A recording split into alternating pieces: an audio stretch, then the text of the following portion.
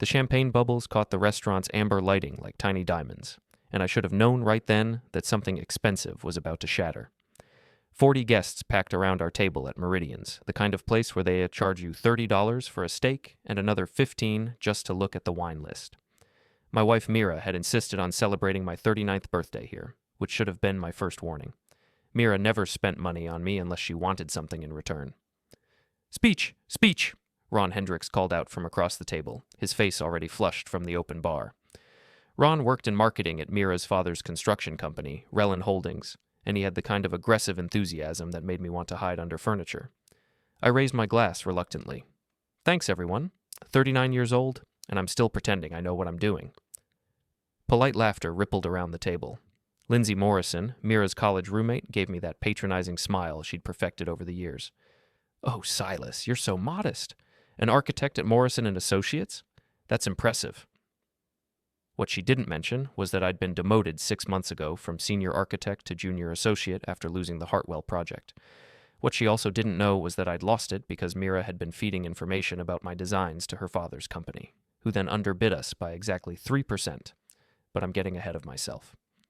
"Actually," Mira said, her voice cutting through the ambient chatter like a scalpel, "Silas has some exciting news to share tonight." I looked at my wife, really looked at her, for the first time in months. Mira Relin Kelran was beautiful in the way that expensive things are beautiful. Polished, perfect, and completely cold to the touch. Her blonde hair fell in precise waves around her shoulders, and her emerald dress probably cost more than my monthly salary. She was smiling, but her blue eyes held something I'd never seen before, something that made my stomach clench. "I do?" I asked carefully. "Oh, yes." She reached into her designer purse and pulled out a manila envelope. "Very exciting." The conversations around us began to die down. Carla Voss, seated to my left, leaned forward with obvious curiosity. Even Jasper, our 11-year-old son, looked up from his phone at the far end of the table where we'd seated him with the other kids. Mira slid the envelope across the white tablecloth. It made a soft whisking sound that seemed unnaturally loud in the sudden quiet. "Go ahead, honey. Open it." My hands felt strange as I lifted the envelope's flap. Inside were legal documents, official letterhead, multiple pages of dense text. But I didn't need to read the fine print to understand what I was looking at. The header said it all: Petition for Dissolution of Marriage. Divorce papers. The silence around our table had spread outward like ripples in a pond. 40 guests, all staring at me, all waiting to see what would happen next. The restaurant's piano player continued his gentle jazz medley, oblivious to the drama unfolding in the corner booth. "Mira," I said quietly, "what is this?" She leaned forward, close enough that I could smell her perfume, something French and expensive that her father had bought her for Christmas. When she spoke, her voice was barely above a whisper, meant only for my ears. "Sign now, or I'll tell everyone your secret." For a moment, I couldn't breathe. The secret. She knew about the secret. Let me back up and explain something about my wife. Mira Relin grew up in a world where problems were solved with money and leverage. Her father, Harson Relin, built his construction empire by knowing exactly which buttons to push and which threats to make. Mira had learned those lessons well. She collected secrets the way other people collected stamps, always looking for the perfect moment to use them. But here's the thing about secrets. Sometimes the person you think you're threatening has a few of their own. I picked up the pen she'd placed next to the envelope. My hand was steady, which surprised me. Around the table, I could feel the weight of 40 pairs of eyes, all waiting for the show to begin. Ron had his phone out, probably ready to livestream my humiliation to social media. Lyndsey was practically vibrating with anticipation. I looked up at my wife and smiled. "Which secret?" I whispered back. "The one about your sister, or the one about your father's company?" The color drained from Mira's face like water from a broken glass. Her perfectly applied makeup suddenly looked like paint on a mannequin. Her hand, reaching for her champagne flute, began to tremble. "What are you talking about?" she said, but her voice had lost all its authority. "I'm talking about Tessa," I said quietly. "Your estranged sister, the one who's been feeding me documents for the past 6 months, the one who told me about your father's little arrangement with the city inspectors." Mira's eyes went wide. Across the table, I noticed that Harson Relin had gone very still.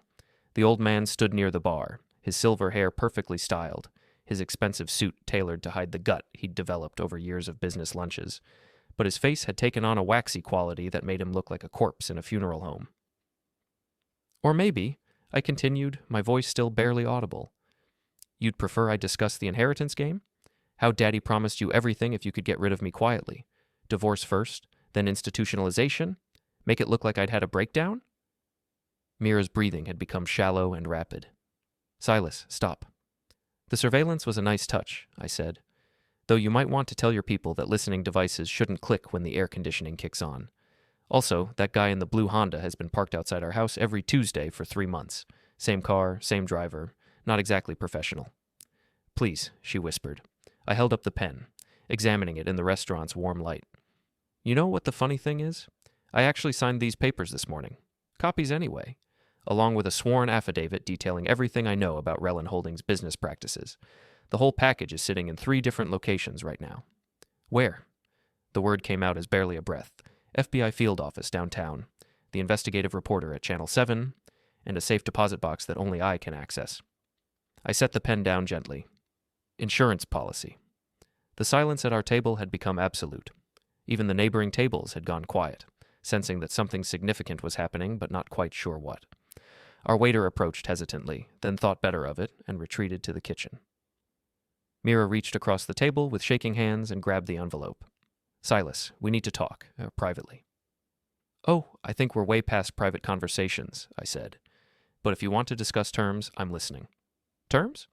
Full custody of Jasper. The lake house in your name gets transferred to mine. And when the indictments come down, and they will come down, you testify truthfully about your father's operations. Harson Relin was moving toward our table now, his face flushed with anger. But before he could reach us, Mira did something I hadn't expected. She tore up the divorce papers. Not carefully, not thoughtfully. She grabbed the documents and ripped them into pieces, her hands shaking so badly that some of the fragments scattered onto the floor. Tears had started running down her cheeks, cutting tracks through her foundation. Please, she said again, please don't do this. I looked around the table at our guests. Ron had lowered his phone, his mouth hanging open. Lyndsey looked like she'd been slapped. Carla was staring at the torn papers on the tablecloth as if they might spontaneously reassemble themselves. Happy birthday to me, I said quietly. That's when Harson reached our table. The old man's face was purple with rage, and his hands were clenched into fists at his sides. But before he could speak, a new voice cut through the tension. Dad? Jasper had approached from the kid's end of the table, his young face creased with worry. Dad, what's happening? Mom's crying. I looked at my son, my boy with his dark hair and serious eyes, and felt something shift inside my chest. Whatever game Mira and her father had been playing, whatever revenge I was planning, Jasper didn't deserve to be caught in the middle of it. Everything's fine, buddy, I said. Just some grown-up stuff. Why don't you go back to your friends? But Jasper didn't move. He was looking at the torn papers, at his mother's tears, at his grandfather's furious face. At 11 years old, he was smart enough to understand that his world was falling apart. Is it about the thing you and Mom fight about when you think I'm asleep? He asked. The thing we fought about. The secret that Mira thought she could use against me. The secret that had started this whole mess. We'll talk about it later, I said. I promise. Harson finally found his voice. You little piece of... Careful, I interrupted. There are children present, and witnesses, and at least 3 people recording this on their phones. The old man's jaw worked silently for a moment. Then he leaned down close to my ear. This isn't over. No, I agreed. It's not. But it's not going the way you planned either. Mira was still crying, still clutching the torn pieces of paper. Around us, the restaurant had gone completely silent except for the piano player, who had apparently decided that the show must go on and was now playing a melancholy version of The Way You Look Tonight. I stood up slowly, smoothed down my jacket, and looked around the table at 40 faces staring back at me. Thank you all for coming, I said. It's been illuminating. The bar's still open for another hour, so please, enjoy yourselves. I walked over to Jasper and put my hand on his shoulder. Come on, son, let's go home. As we headed for the exit, I could hear the explosion of conversation behind us, 40 voices all trying to process what they'd just witnessed. I could hear Mira sobbing, Harson cursing under his breath, and Ron already on his phone, probably calling someone to share the gossip. But I didn't look back. Outside, the October air was crisp and clean, a sharp contrast to the suffocating atmosphere of the restaurant. Jasper walked beside me in silence until we reached my car. Dad? He said as I unlocked the doors. Yeah? Are you and Mom getting divorced? I looked down at my son, at this kid who'd been the only good thing to come out of my marriage, and tried to figure out how to answer that question. "I don't know," I said finally. "Maybe. Would that be okay with you?" Jasper considered this for a long moment. "Will I still live with you?" "If you want to." "I want to." We drove home in comfortable silence, leaving behind the wreckage of my birthday party and whatever remained of my marriage. But as I turned into our driveway, I noticed something that made my stomach tighten. A black SUV parked across the street, engine running, tinted windows, the same SUV that had been following me for the past 2 weeks. I guess Mira and her father weren't planning to give up without a fight. The next morning, I woke up to find Mira gone. Her side of the bed was cold, her closet half empty, and her jewelry box cleaned out. She'd left behind a note on expensive stationery that simply read, "We need time to think. Don't call me." Good advice. I didn't plan to. I made Jasper breakfast, scrambled eggs and toast, nothing fancy, and tried to pretend that our lives hadn't just imploded at a fancy restaurant in front of 40 witnesses. Kids are resilient, but they're not stupid.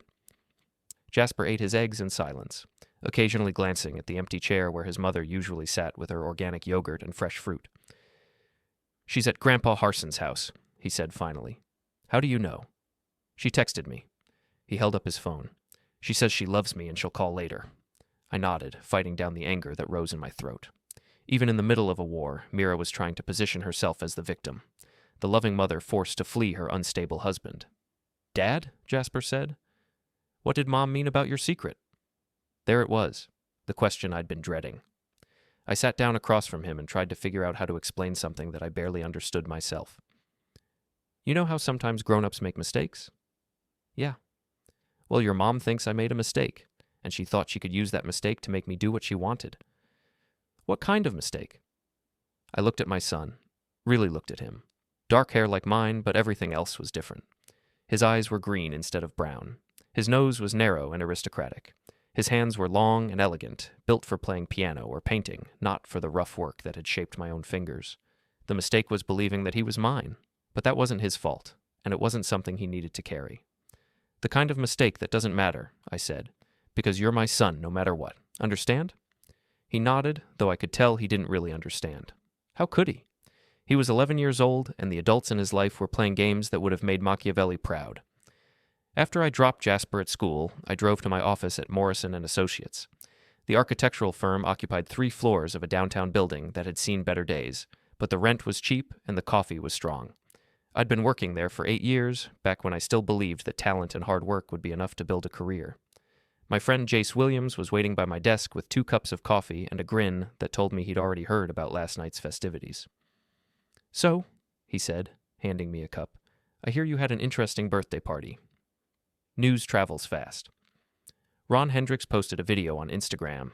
You've got about 12,000 views so far. Jace pulled out his phone and showed me the screen. "Look, you're famous." The video was shaky and the audio was poor, but you could clearly see Mira sliding the divorce papers across the table and my response. The comments section was already filling up with speculation and gossip. "Great," I said. "Just what I needed." "Actually," Jace said, settling into the chair across from my desk, "this might be exactly what you needed. Mira's always been the golden child, right? Daddy's princess who could do no wrong. Well, now everyone knows she tried to ambush you with divorce papers at your own birthday party. That's not exactly going to win her any sympathy points." He had a point. In the court of public opinion, Mira had just painted herself as the villain, but public opinion wasn't going to protect me from whatever Harson Relin was planning. "There's something else," I said. "I think they've been watching me, following me." "Who?" "Mira's family. There's been a black SUV parked outside my house, a guy in a blue Honda who shows up every Tuesday, and I found this in my lamp last week." I pulled a small electronic device from my pocket. It was about the size of a quarter, with a tiny antenna and a blinking red light. Jace whistled low. "That's a listening device. Professional grade." "How do you know?" "My brother's in private security. He's shown me stuff like this before." Jace examined the device more closely. "This is expensive equipment. We're not talking about some guy with a Radio Shack special. Whoever's watching you has serious resources." That confirmed what I'd already suspected. Harson Relin wasn't just angry about last night's confrontation. He was scared. And scared men with money and connections were dangerous. "What are you going to do?" Jace asked. "I'm going to fight back." "With what?" "You're an architect, not James Bond." I smiled. With information, and with help from someone Harson doesn't know about. That afternoon, I drove to a small coffee shop in the University District. The place was called The Daily Grind, and it catered to graduate students and young professionals who couldn't afford Starbucks prices. I ordered a black coffee and found a table in the back corner where I could watch the door. Tessa Relin arrived exactly on time. Mira's younger sister was everything that Mira wasn't. Where Mira was polished and perfect, Tessa was rumpled and real. Her brown hair was pulled back in a messy ponytail, and she wore jeans and a sweater that had seen better days. She looked like a graduate student, which made sense because she was one, working on her PhD in environmental science at the State University. She was also the reason I knew about her father's illegal business practices. "How are you holding up?" she asked, sliding into the seat across from me. "I've been better. Mira cleaned out half the house this morning." "She's staying at Dad's place. Rafe's there too." Rafe Deal, Mira's lover and her father's corporate lawyer, the man who'd been helping Harson Relin navigate the gray areas of construction law for the past 5 years. "How long have you known?" I asked. "About the affair? 6 months. About Dad's business practices? 2 years.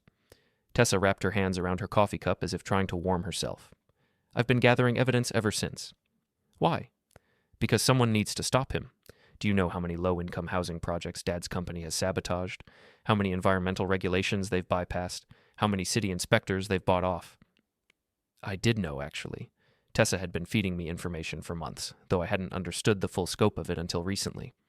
Harson Rellin's construction empire was built on a foundation of corruption that went all the way to the mayor's office. "There's something else," Tessa said. "Dad's planning something. I heard him on the phone this morning, talking to someone about permanent solutions and eliminating problems. Meaning me. Meaning you." She reached into her backpack and pulled out a flash drive. "Everything's on here. Financial records, recorded phone calls, photographs of cash payments, enough to bring down the whole operation." I took the drive and slipped it into my pocket. "Why are you doing this? He's your father." "He's a criminal," she said simply. "And he's been using our family name to hurt people for years. Mira knows it, but she doesn't care as long as she gets her inheritance. I care." We sat in silence for a moment, two people who'd been betrayed by the same family, planning our revenge over coffee that cost $3 a cup. "There's one more thing," Tessa said. "About Jasper." I felt my stomach tighten. "What about him?" "The medical files you uncovered, the type that doesn't match yours. You know who his biological father really is, don't you?" I nodded. "Rafe Deal." "Dad knows too. He's known for over a year. That's why he wants you gone. If this comes out in a custody battle, if DNA tests get involved, it's going to expose the whole timeline. When the affair started, how long it's been going on, all of it." "So Mira's been playing a longer game than I thought?" "Mira's been playing the only game she knows. Get what you want, eliminate obstacles, protect the family money." Tessa stood up, but she made one mistake. "What's that?" "She underestimated you, and she trusted the wrong sister." After Tessa left, I sat alone in the coffee shop for another hour, thinking through my options. The flash drive in my pocket contained enough evidence to destroy Harson Rellin's business empire and probably send him to federal prison, but using it would also destroy Jasper's life, expose the truth about his parentage, and turn a private family matter into a public scandal. On the other hand, doing nothing would mean letting Harson and Mira win. It would mean accepting whatever permanent solution they were planning for me. I was still weighing my options when my phone rang. "Silas?" The voice was unfamiliar, professionally neutral. "This is Detective Martinez with the city police. We need to talk." My heart started pounding. "About what?" "About some allegations that have been made against you. Can you come down to the station?" "What kind of allegations?" "It would be better if we discussed this in person. How soon can you be here?" I looked around the coffee shop, suddenly paranoid that someone was watching me. "I can be there in 20 minutes. "Good. Ask for me at the front desk."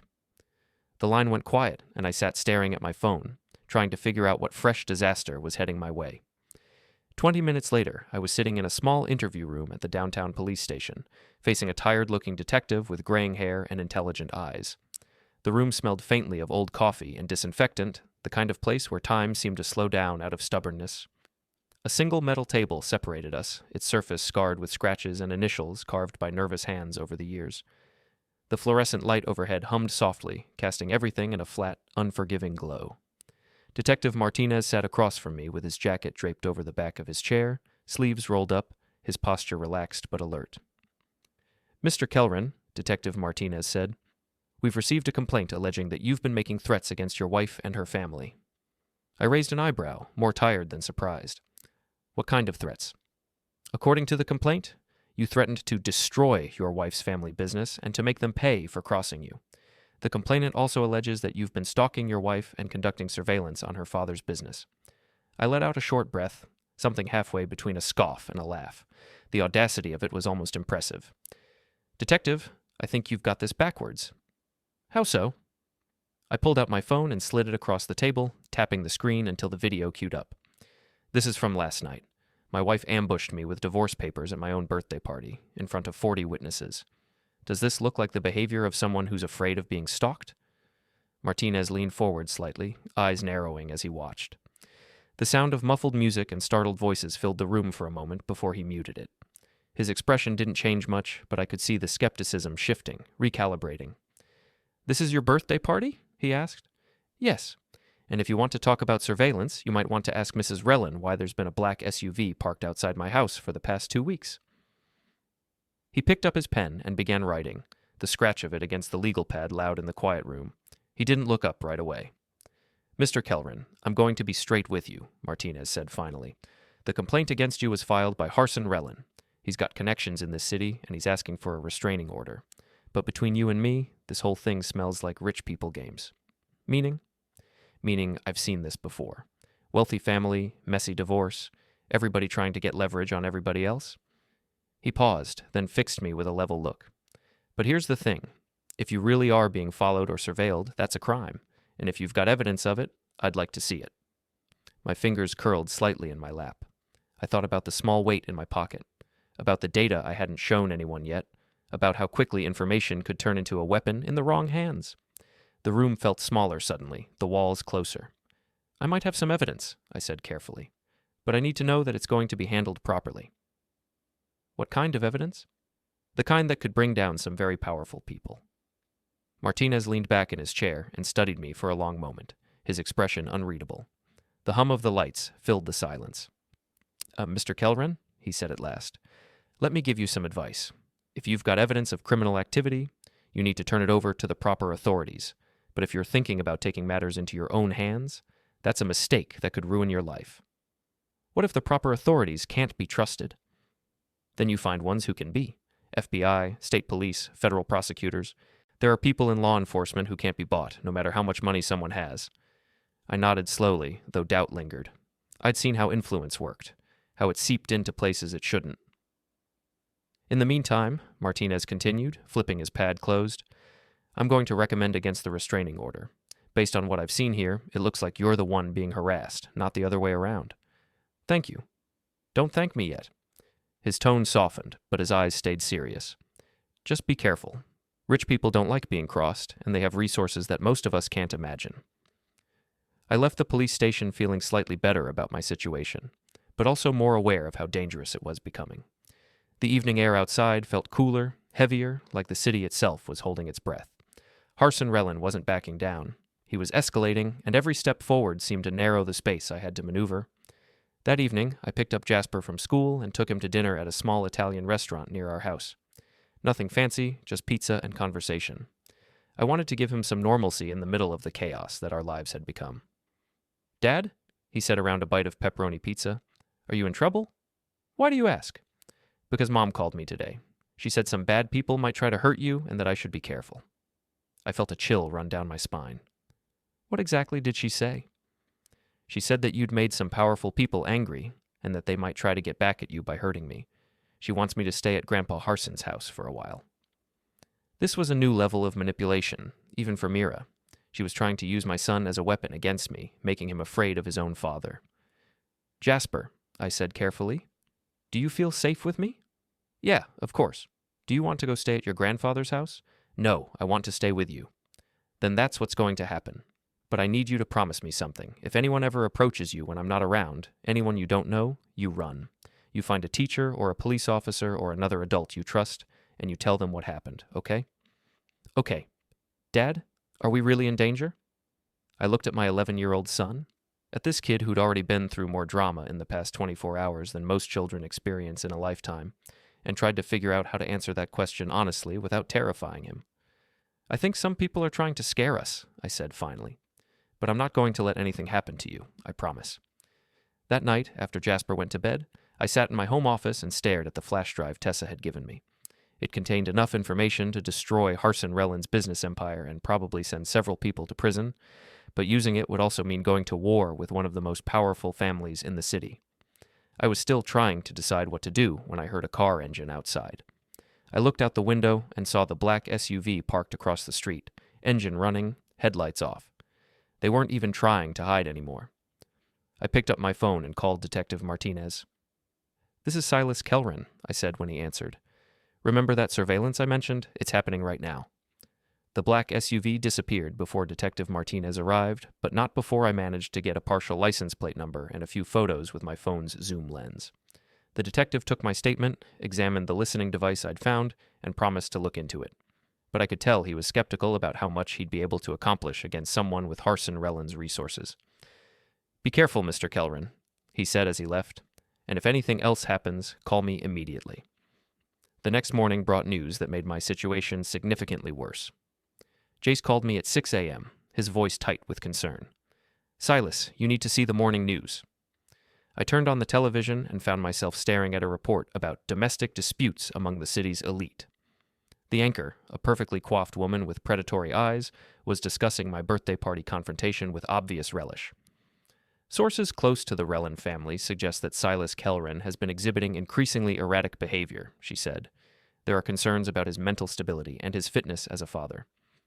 The report included interviews with several anonymous friends who described me as volatile and unpredictable.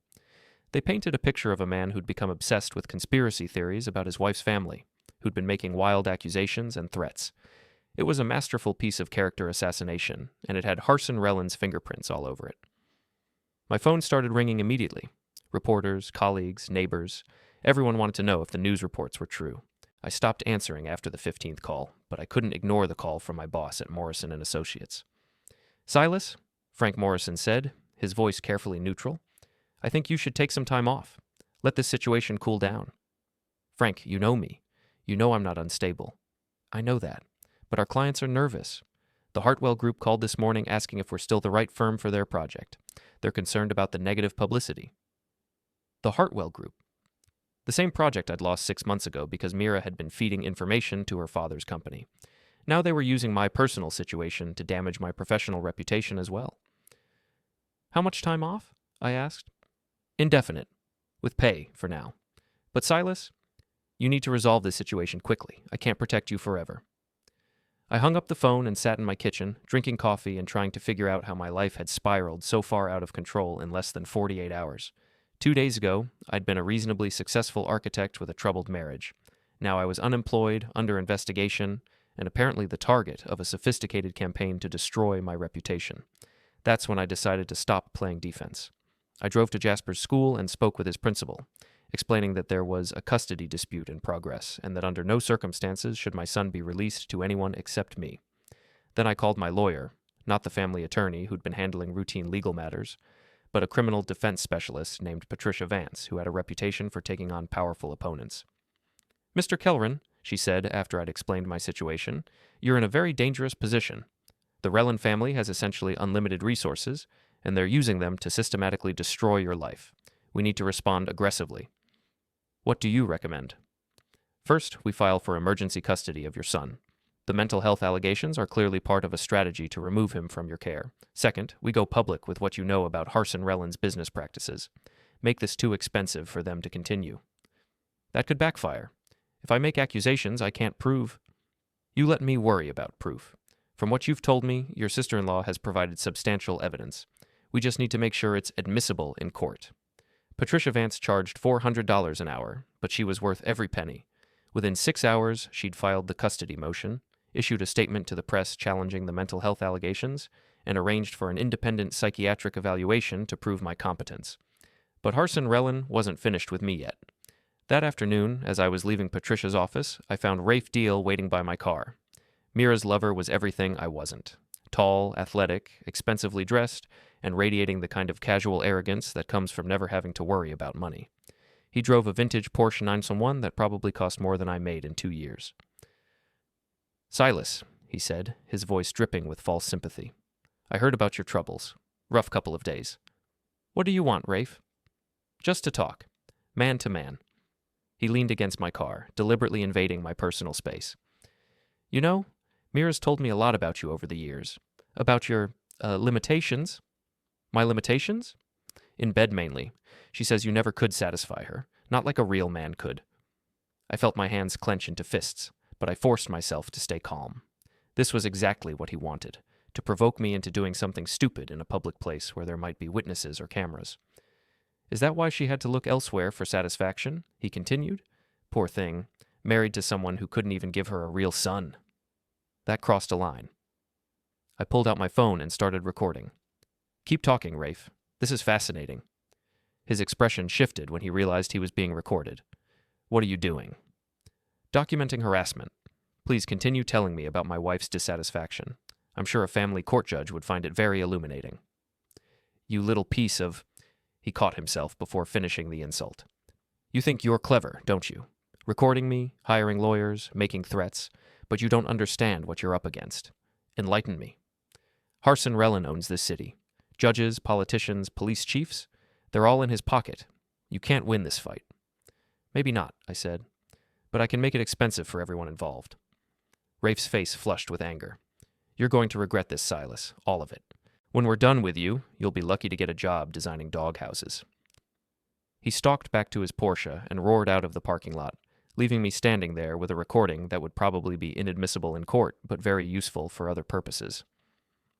That evening, I put my plan into action. I waited until after midnight, when the downtown area was mostly deserted, then drove to the parking garage where Rafe kept his precious Porsche. Getting past the security was easier than I'd expected. The night guard was asleep at his desk, and the electronic lock on the stairwell door had been broken for weeks. I found the Porsche on the 3rd level, gleaming under the fluorescent lights like a piece of expensive jewelry. It was beautiful, I had to admit. The kind of car that announced to the world that its owner had more money than sense. I didn't damage it. That would have been criminal vandalism, and I wasn't interested in going to jail. Instead, I did something much more creative. First, I removed the air freshener from the car's ventilation system and replaced it with a package of shrimp that had been sitting in my trunk for 3 days.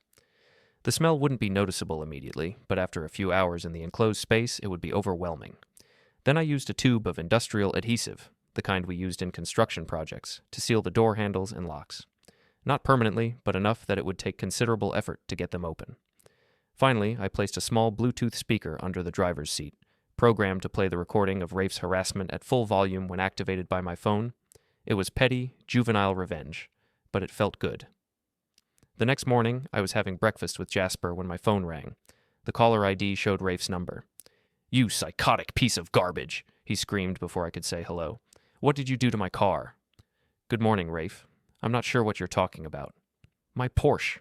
It reeks like rotten fish, and I can't get the doors open." "Have you tried calling a locksmith?" "I know it was you. I'm going to have you arrested." "For what? Do you have any evidence that I was involved? Witnesses, security footage?" The line went quiet for a moment. "This isn't over." "No," I agreed. "It's not." But Rafe's humiliation was just the beginning. That afternoon, I received a call from Tessa. "Meet me at the construction site on 5th Street, she said. "Rafe's there with some of Dad's people. I think they're planning something." The construction site was one of Harson Rellin's current projects, a luxury condominium complex that was supposed to house young professionals who couldn't afford to live in the city proper. The irony wasn't lost on me that it was being built with materials purchased through fraudulent contracts and inspected by officials who'd been bribed to look the other way. I parked across the street and watched through binoculars as Rafe met with 2 men in expensive suits. One of them looked like a lawyer. The other looked like someone you'd hire when lawyers weren't enough. They were standing near a construction trailer, examining what appeared to be architectural plans. But something about their body language suggested they weren't discussing building specifications. I was trying to get a better view when someone tapped on my car window. "Mr. Kellren?" It was a security guard, young and nervous-looking. "You can't park here." "Public street," I said. "I'm not blocking anything." "Sir, I'm going to have to ask you to move along." That's when I realized that Rafe had spotted me. He was pointing in my direction and talking rapidly to his companions.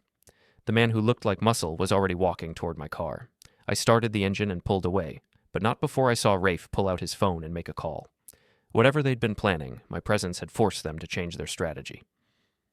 20 minutes later, I was driving through downtown when a police cruiser pulled up behind me, lights flashing. "License and registration," the officer said when I rolled down my window. "What's the problem, officer?" "We received a report of suspicious activity. Someone matching your description was seen surveilling a construction site." I handed over my documents. I was driving through the area. Last I checked, that wasn't illegal. The officer, a young man with the kind of aggressive demeanor that suggested he was trying to prove something, examined my license with obvious skepticism. "Mr. Kelrin, are you aware that there's been a complaint filed against you for stalking and harassment?" "I'm aware that someone filed a false complaint, yes." "Step out of the car, please." "Am I under arrest?" "Just step out of the car." I complied, though every instinct told me this was a setup. The officer searched my car, finding nothing incriminating, then made a show of calling in my license plate number. "You're free to go," he said finally. "But I'd advise you to stay away from Relland construction sites. Any further reports of suspicious activity will result in arrest." As I drove away, I realized that Harson Relland's influence extended even deeper than I'd thought. He had people watching for me, ready to call in police reports at the first sign of surveillance or investigation. But he'd made one mistake. By having me stopped, he'd confirmed that whatever was happening at that construction site was important enough to protect, and that meant I needed to find out what it was. That evening, I met Tessa at a different location, a small park on the outskirts of town where we could talk without being overheard. "They're planning to frame you," she said without preamble. "For what?" "Industrial espionage. Rafe's going to plant some stolen documents in your apartment, then call the police. They'll discover evidence that you've been selling architectural plans to competing firms." My stomach dropped. "When?" "Tonight. Maybe tomorrow night. Dad wants you arrested before the custody hearing." "How do you know this?" "I was in the house when Rafe called. He was talking to Dad about the insurance policy they'd prepared." Tessa's face was pale with worry. "Silas, you need to disappear for a few days. Take Jasper and go somewhere they can't find you." "I can't run. That'll just make me look guilty." "Better to look guilty than to be sitting in jail while they destroy your life." I thought about it. She was right. If I was arrested, even on false charges, it would give Harson and Mira everything they needed to win the custody battle. But running would also mean abandoning the fight, letting them win by default. "There's another option," I said. "What?" "We turn the tables, set a trap of our own." "How?" I smiled, feeling the pieces of a plan falling into place, by giving them exactly what they want, and recording every second of it. The next morning, I called in a favor from Jace's brother, the one who worked in private security. For $500, he agreed to install a professional-grade surveillance system in my apartment, hidden cameras and microphones that would capture everything that happened inside. Then I made sure to be very publicly absent. I took Jasper to school, went to a doctor's appointment for my court-ordered psychiatric evaluation, had lunch at a restaurant where I made sure to use my credit card, and spent the afternoon at the library researching legal precedents for my case. All activities that would be easy to verify, with timestamps and witnesses. At 6 p.m., I picked up Jasper and took him to stay with my sister in the suburbs. Then I parked 3 blocks from my apartment and waited. At 8:30, a black sedan pulled up outside my building. Rafe got out, along with a man I didn't recognize. They were inside for exactly 12 minutes. When they left, I waited another hour before returning home. The apartment looked exactly the same, but I knew they'd been there. I could feel it in the air, the sense of violation that comes from knowing strangers have been in your private space. I checked the surveillance system. Everything had been recorded in perfect detail. The next morning, right on schedule, the police arrived with a search warrant. "Mr. Kelrin," Detective Martinez said, looking uncomfortable, "we have a warrant to search these premises for stolen documents." "Of course you do. Come on in." They found exactly what they were looking for, a manila envelope hidden in my bedroom closet, containing architectural plans from 3 different firms, plans that I'd never seen before in my life.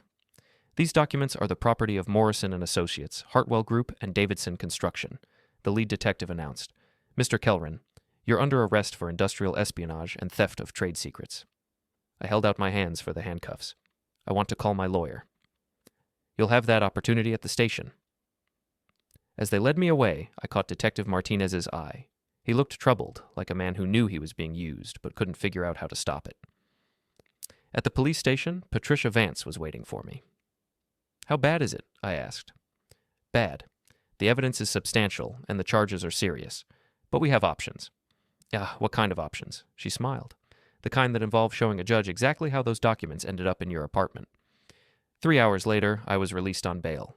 The surveillance footage had been turned over to the district attorney's office, along with a formal complaint against Rafe Deal for breaking and entering, evidence tampering, and conspiracy to commit fraud.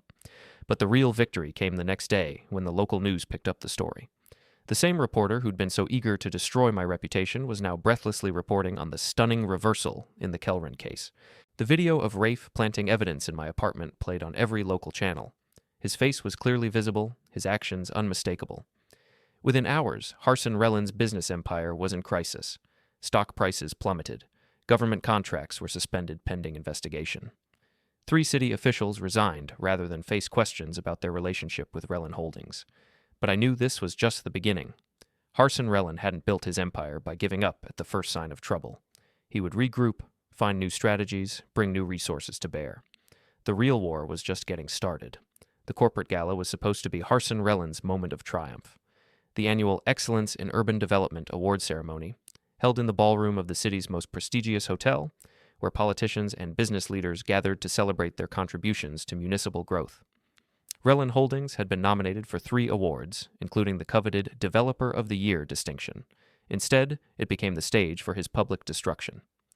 I learned about the gala from an unlikely source, my son Jasper. Mira had called him the night before, trying once again to convince him to come stay at his grandfather's house.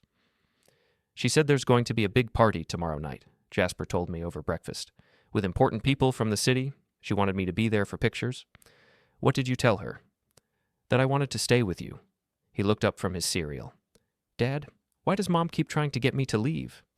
It was a fair question, and one that deserved an honest answer.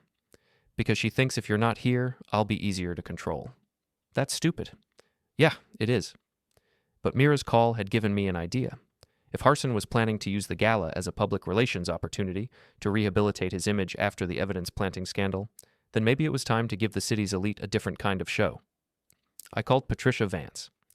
How would you like to attend a very exclusive party tonight? What kind of party? The kind where we can serve subpoenas to half the city council in one convenient location. The Excellence in Urban Development Gala was held in the grand ballroom of the Meridian Hotel, the same chain that owned the restaurant where Mira had ambushed me with divorce papers a week earlier. The irony wasn't lost on me. The memory of that lunch flickered uninvited through my mind as I took in the polished marble floors and towering columns, the hotel's branding everywhere in tasteful gold script. It felt like the city itself had a dark sense of humor, insisting on reusing the same backdrops for entirely different kinds of ruin. Patricia and I arrived at 8 p.m., dressed appropriately for the occasion. She wore an elegant black dress that probably cost more than my monthly rent. I wore the same suit I'd worn to my birthday party, but with a different tie, red instead of blue. Sometimes the smallest acts of defiance are the most satisfying. Patricia walked with the easy confidence of someone who belonged in rooms like this, her posture relaxed, her expression unreadable. I adjusted my cuffs, feeling the familiar weight of the suit settle on my shoulders. The red tie was subtle, almost invisible to anyone not looking for it, but I knew it was there. It felt like armor. The ballroom was magnificent. Crystal chandeliers cast warm light over round tables dressed in white linen. A string quartet played softly in one corner while waiters circulated with champagne and hors d'oeuvres. The guest list read like a who's who of city politics and business. Mayors and council members, construction executives, and real estate developers all gathered to celebrate their mutual prosperity. Laughter rippled across the room in carefully modulated waves, the sound of people who had never worried about whether the ground beneath them might give way. The air smelled faintly of citrus and expensive perfume. Everywhere I looked, there were handshakes, cheek kisses, practiced smiles that never quite reached the eyes. Harson Relin held court near the main stage, surrounded by admirers and sycophants. He looked every inch the successful patriarch, silver-haired, distinguished, radiating the kind of confidence that comes from decades of getting exactly what you want. Mira stood beside him in a stunning emerald gown, playing the role of devoted daughter. Rafe lurked nearby, trying to look important, despite the fact that he was currently out on bail for breaking and entering. It was a tableau he'd perfected over years. Benevolent titan, loyal children, future secured. Mira laughed at something someone said, tilting her head just so, while Rafe nodded along to a conversation he wasn't really part of. From a distance, they looked untouchable. They saw me the moment I walked in. I watched Harson's face change from confident to concerned to barely controlled fury in the space of 3 seconds. He whispered something to Mira, who immediately pulled out her phone. The shift was subtle but unmistakable, like a crack running through polished glass. Mira's fingers moved quickly over the screen, her smile tightening as she typed. Rafe's gaze snapped toward me, his jaw setting. "Security's going to try to remove us," I told Patricia. She didn't even glance in their direction. "Let them try. I have every right to be here. My firm bought a table." Sure enough, 2 security guards approached us within minutes. They were polite but firm. There had been concerns about my presence, and I was being asked to leave voluntarily to avoid any unpleasantness. Their smiles were professional, their tone rehearsed, but their bodies angled just enough to block our path deeper into the room. I could feel eyes on us from nearby tables, curiosity sharpening the air. Patricia handed them her business card. "I'm Mr. Kellren's attorney, and we're here on legitimate business. If you'd like to explain to your employer why they're interfering with ongoing legal proceedings, that's your choice." The guards hesitated, exchanged a glance, and then retreated to consult with their supervisor. Patricia slid her card back into her clutch as if nothing unusual had happened. While they were gone, I noticed something interesting happening at the Relin table. Tessa had arrived, wearing a simple black dress and a determined expression. She kissed her father on the cheek, hugged her sister, and took her seat at the family table as if nothing unusual was happening. The contrast was striking. Where Mira radiated practiced elegance, Tessa looked restrained, almost severe, her posture rigid. She didn't look in my direction, but the tension around her mouth told me she was aware of everything unfolding. But I could see the tension in Harson's shoulders, the way Mira kept glancing nervously in my direction. They knew something was coming. They just didn't know what. The guards never returned. Either someone higher up had made the call, or no one wanted to be responsible for escalating the situation in front of half the city's leadership. The award ceremony began at 9 p.m. Mayor Davidson took the stage to deliver the opening remarks, praising the city's development boom and the visionary leaders who'd made it possible. He specifically mentioned Harson Relin as a pillar of our business community and a model of civic engagement. Polite applause swelled, and Harson inclined his head graciously, soaking it in. The words hung in the air, heavy with irony, and I felt something settle into place inside my chest. That's when I made my move. I stood up during the applause and began walking toward the stage. Not quickly, not dramatically, just a steady, purposeful walk that drew attention from every table in the ballroom. Conversations faltered, heads turned. The sound of clinking glasses died away as people realized this wasn't part of the program. "Excuse me," I said, my voice carrying clearly in the sudden silence. "I'd like to say a few words about civic engagement." Mayor Davidson looked confused. "Sir, this isn't an open forum. My name is Silas Kellren," I continued, stepping onto the stage. "Some of you may have seen me in the news recently. There have been allegations about my mental state, my fitness as a father, my professional competence. Tonight, I'd like to address those allegations." Security guards were moving toward the stage now, but Patricia was already on her feet.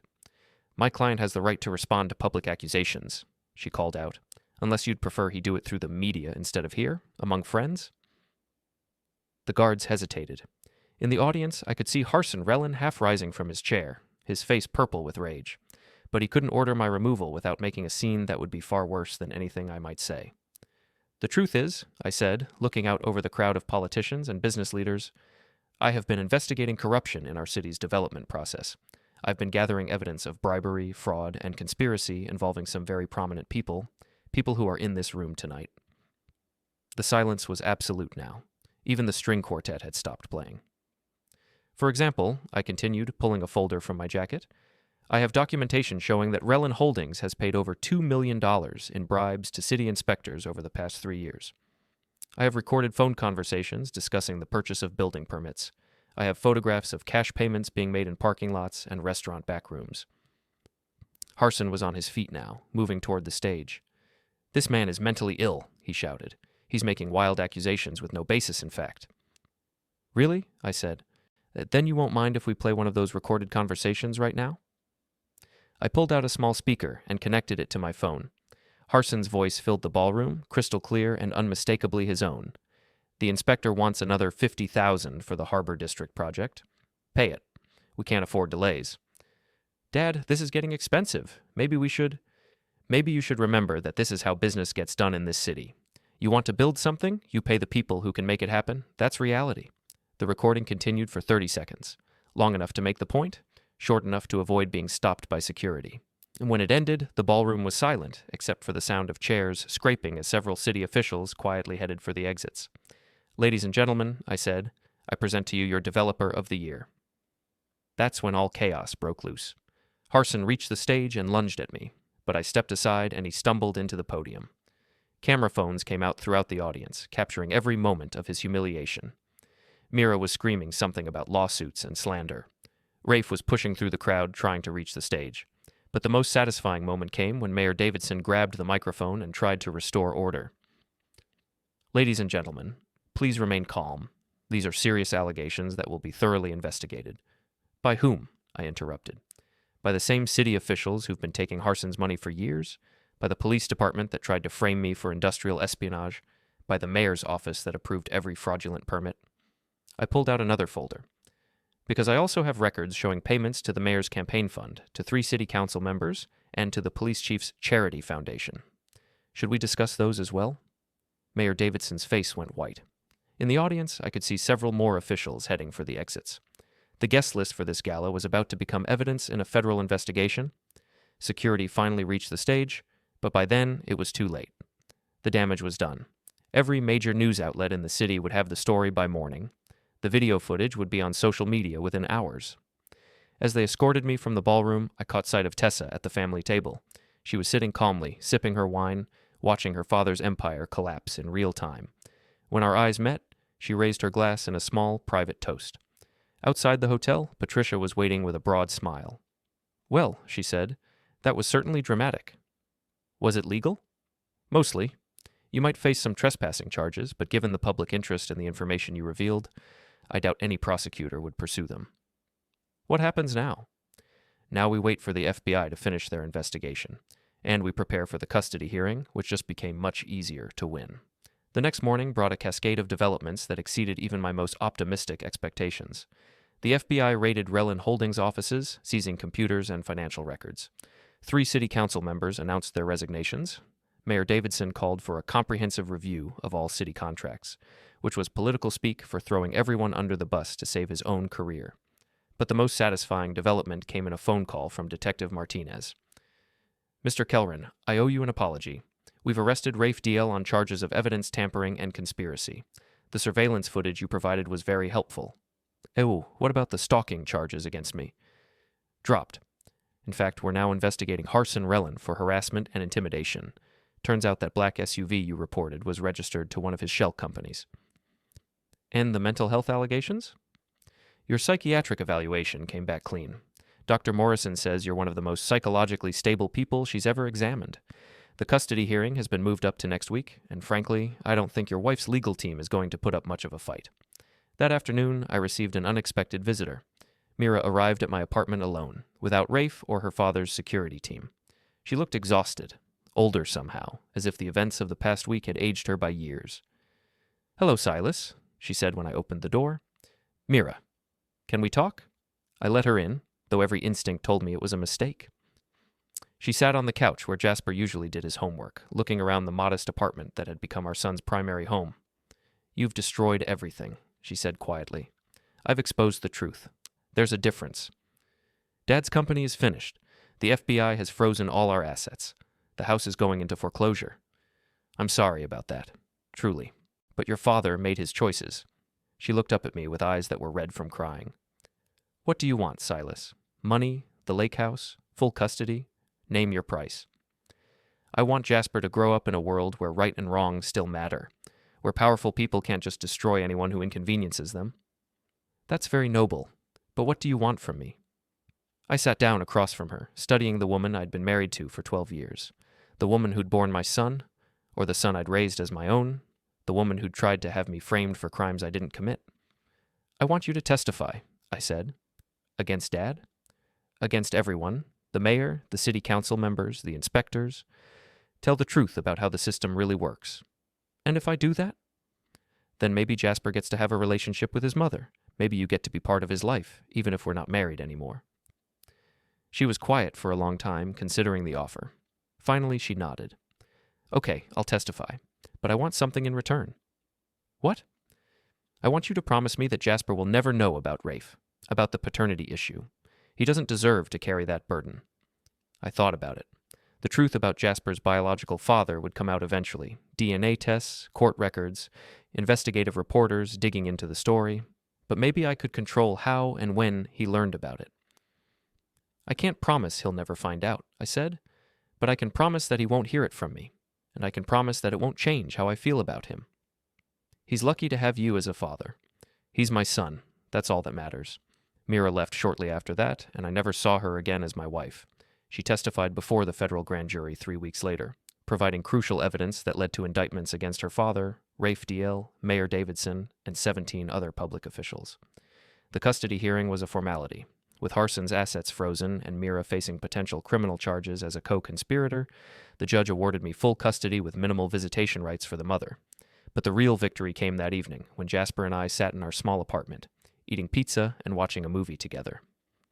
"Dad?" he said during a commercial break. "Yeah? Are things going to be okay now?" I looked at my son, my boy with his serious eyes and thoughtful questions, and realized that for the first time in months I could answer that question honestly. "Yeah," I said. "Things are going to be okay?" But I was wrong about one thing. Harson Relin wasn't finished with me yet, and the final confrontation was still to come. The call came on a Thursday morning, 3 weeks after the federal indictments were announced. I was making breakfast for Jasper when my phone rang, displaying a number I didn't recognize. "Mr. Kelrin?" The voice was elderly, refined, with the kind of careful diction that suggested expensive education and old money. "This is Harson Relin." I nearly dropped the phone. "How did you get this number?" "I have my resources. We need to talk." "I don't think that's a good idea.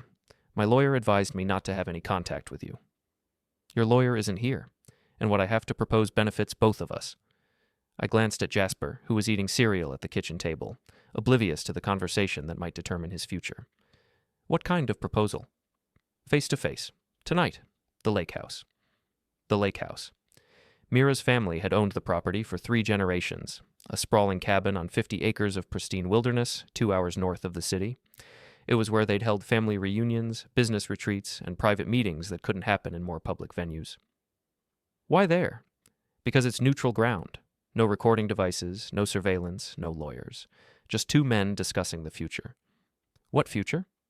"Your son's future, your future, the future of everyone involved in this unfortunate situation." There was something in his voice that made my skin crawl. Not anger, not desperation, but a cold calculation that suggested he'd found a new strategy for dealing with his problems. "I'll think about it," I said. "Don't think too long, Mr. Kelrin.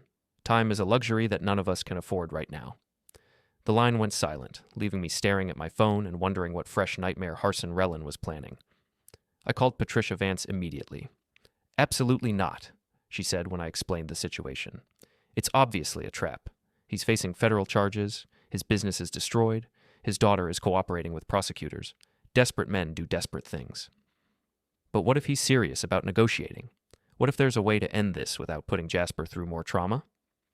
"Silas, this man tried to have you framed for industrial espionage. He's been surveilling you, harassing you, trying to destroy your reputation. Now he wants to meet you alone at an isolated location. Does that sound like someone who's interested in reasonable negotiation?" She had a point. But there was something about Harson's call that nagged at me. He'd sounded different. Not defeated, exactly, but changed. As if the events of the past month had forced him to recalculate his approach. "What if I wore a wire? Had backup nearby?" "What if you just stayed home and let the federal prosecutors handle this? They have enough evidence to convict him 10 times over." "But they don't have enough to convict everyone. There are still people involved in this corruption who haven't been touched. City officials, business leaders, police officers. Harson might be willing to give them up in exchange for a deal." Patricia was quiet for a moment. "You're not a federal agent, Silas. You're an architect with a son to protect. Let the professionals handle the investigation." But I couldn't let it go. That evening, after Jasper went to bed, I sat in my home office and thought about everything that had happened over the past month. The birthday party ambush, the surveillance, the evidence planting, the gala confrontation. All of it had been leading to this moment, a final showdown between me and the man who'd tried to destroy my life. I made my decision. The next morning, I called my sister and asked if Jasper could stay with her for the weekend. Then I called Harson Relin. "I'll be there tonight," I said. 8 o'clock. "Excellent. Come alone." "I'll come alone. But if anything happens to me, if I don't check in with my lawyer by midnight, she's releasing everything to the FBI. Audio recordings, financial documents, witness statements, everything. Mr. Kelrin, you seem to think I'm some kind of criminal mastermind. I'm just an old man who wants to have a conversation. We'll see. The drive to the lake house took me through some of the most beautiful countryside in the state. Rolling hills covered in autumn foliage, small towns that looked like postcards, farms that had been in the same families for generations. It was the kind of landscape that made you believe in the possibility of peace and redemption. But as I turned onto the private road leading to the Relin property, that illusion dissolved almost immediately. The lake house perched on a bluff above the dark water, encircled by thick forest that seemed to absorb both sound and light. It was an imposing place, 3 levels of timber and stone, ringed by wide porches and huge windows that caught the fading sun like vacant stairs. 3 cars were parked in the circular driveway. Harson's black Mercedes, Mira's white BMW, and Rafe's Porsche. So much for a private conversation between 2 men. I parked behind the Porsche and walked to the front door, my footsteps echoing on the wooden porch. Before I could knock, the door opened to reveal Harson Relin himself. Up close, he looked older than his 68 years. The past month had taken a toll. His face was gaunt, his eyes sunken, his expensive suit hanging loosely on his diminished frame, but his voice was still strong, still commanding. Silas, thank you for coming. Where is everyone? Inside. We thought it would be better to have all the interested parties present.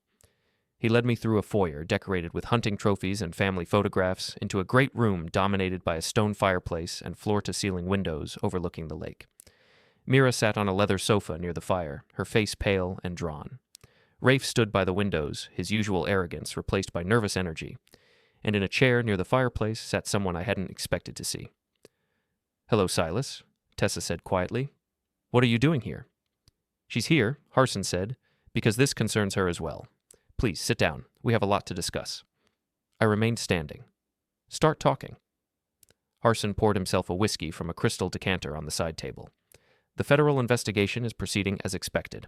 I will likely be indicted on multiple charges within the next few weeks. My business is destroyed, my assets are frozen, and my family's reputation is in ruins. You brought that on yourself. Perhaps. But the consequences extend far beyond my personal situation. Mira faces potential charges as an accessory.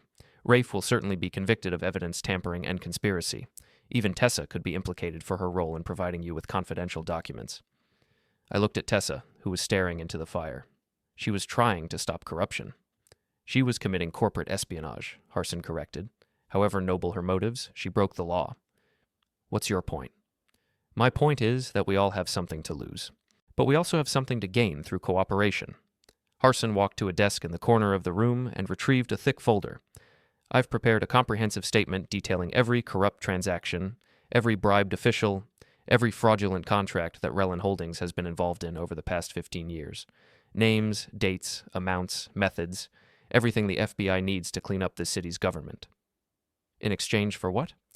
Immunity for my daughters, reduced charges for myself and Mr. Deal, and a guarantee that Jasper's parentage will never become public record. I felt my stomach tighten. What does Jasper have to do with this? Mira spoke for the first time since I'd arrived. DNA tests, Silas, court records, investigative reporters. The truth about Rafe being his biological father is going to come out eventually, but we can control how and when. You're threatening my son. We're offering to protect him, Harson said. The federal prosecutors want my cooperation. They're willing to make deals to get it, but those deals have to include everyone involved in this situation. I looked around the room at the 3 people who'd spent the past month trying to destroy my life. Now they were proposing an alliance, a mutual protection agreement that would benefit everyone. Except it felt wrong. Too convenient. Too neat. Harson Relin wasn't the type of man who accepted defeat gracefully. He was planning something. I need to think about it, I said. Of course. But don't think too long. The federal grand jury meets again on Monday. I turned to leave, but Rafe stepped away from the windows, blocking my path. Not so fast, he said. We're not done here. Get out of my way, Rafe. You think you've won, don't you? You think you've destroyed us and walked away clean, but you're wrong. Rafe, Harson said sharply. That's enough. But Rafe wasn't listening. He was staring at me with undisguised hatred, his hands clenched into fists. You cost me everything. My career, my reputation, my freedom, all because you couldn't handle the fact that your wife preferred a real man. Rafe, stop, Mira said. No, I won't stop. He needs to understand what he's done, what he's cost all of us. That's when I realized that Harson's call hadn't been about negotiation. It had been about getting me to an isolated location where Rafe could confront me without witnesses or consequences. You're right, I said calmly. I did cost you everything, and I'd do it again. Rafe lunged at me, but I was ready for it. I stepped aside and he crashed into the coffee table, scattering glasses and sending the whiskey decanter flying. It shattered against the stone fireplace, filling the room with the smell of expensive alcohol.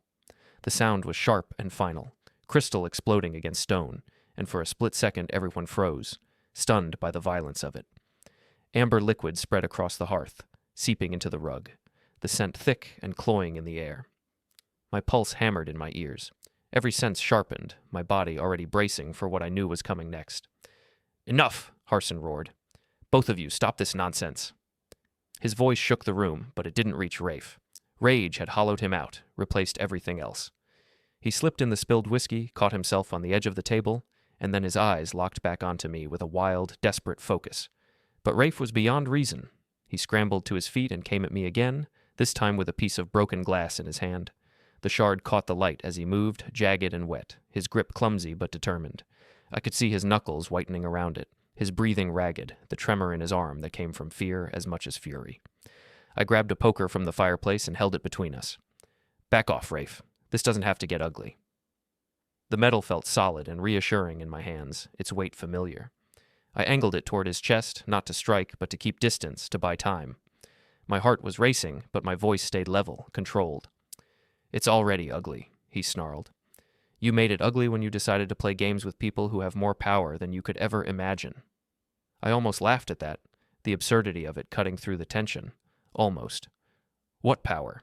Your sugar daddy's going to federal prison, your girlfriend's testifying against her own family, and you're looking at 5 to 10 years for evidence tampering. What power do you have left? The words landed hard.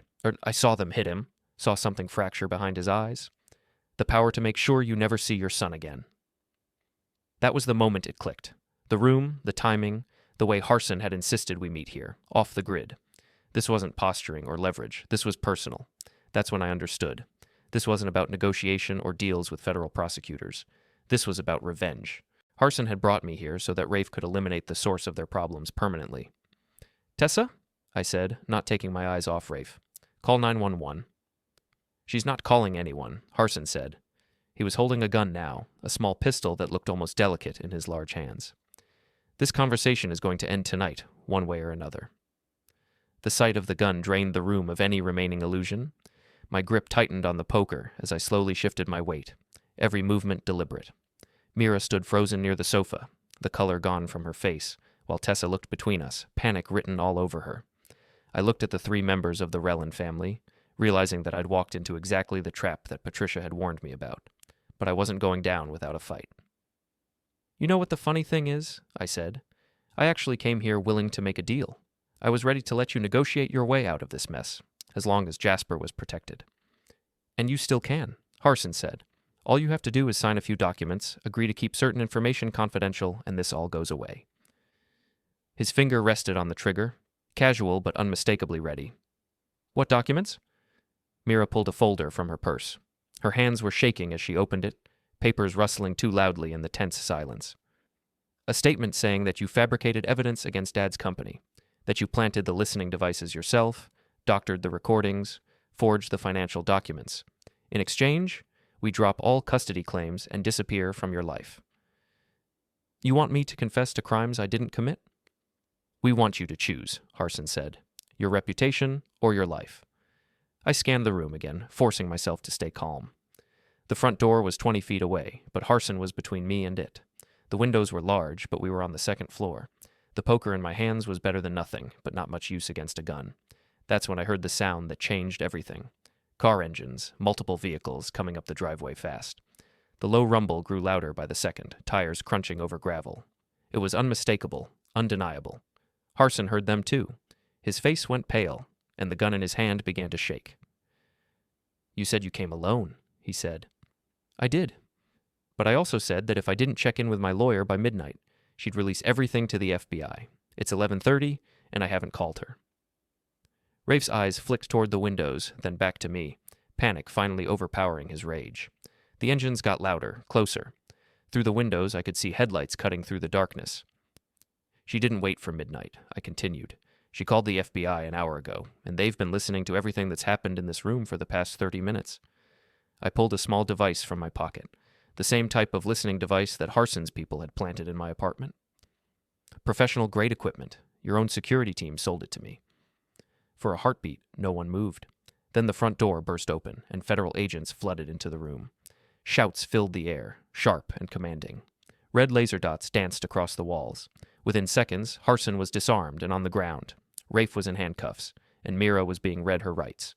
The fight drained out of the room as fast as it had ignited, leaving only shock and the metallic click of restraints.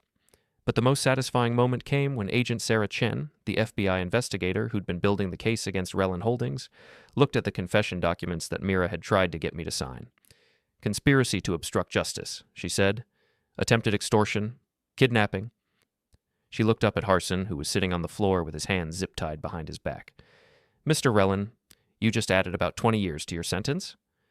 As they led the 3 conspirators away, Tessa approached me. I'm sorry, she said. I didn't know what they were planning. Dad told me this was about making a deal with the prosecutors. It's okay. You helped me bring them down. That's what matters.